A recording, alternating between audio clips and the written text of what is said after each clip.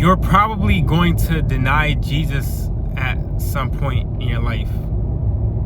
Or you probably have denied Jesus at some point in your life. So here's what I mean by that. Actually, let me backtrack first, right? So we all know the Bible story, or we probably have heard of the Bible story where Peter denied Christ 3 times when people were asking, like, hey, aren't you Jesus's friend, or haven't you been around Jesus? And Peter was like, no, he denied it 3 times. And the interesting thing about that is that, as we know from the Bible, like, he was Christ's ride or die. He was like the gangster of the group, right? Like, he really held Christ down, and he was a very manly man, right? He was like a man's man. Peter was just a real gangster, just to simply put it. And he also had a lot of pride, right? He told Jesus that he would not deny him ever. And Jesus rebutted that and told Peter that he would deny him, by the 3rd time the rooster, makes it sound. I just lost my train of thought as to what sound they make. Anyways, but here's the point in all this. So I've been under attack lately, just in a particular area of my life, and my pride was telling me, like, hey, you got this in the bag. If anyone ever questions you about Jesus, or if anybody brings something up that triggers your particular thing that you deal with in your life, Malachi, you're gonna have no problem at all telling them, away from me, Jesus is my Lord and Savior, or I can't talk to you, or I can't talk about this particular thing that you're trying to get me to talk about, because I'm a follower of Jesus, I'm a Christian. But man, I had a rude awakening recently, because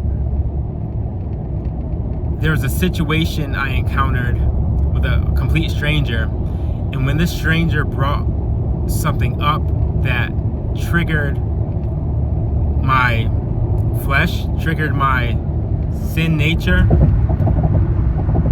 I choked. So what I'm saying is, when I was under pressure, I choked, and I was not able to even get the name Jesus out, just because the fact that I wanted to entertain this encounter, and I was so embarrassed,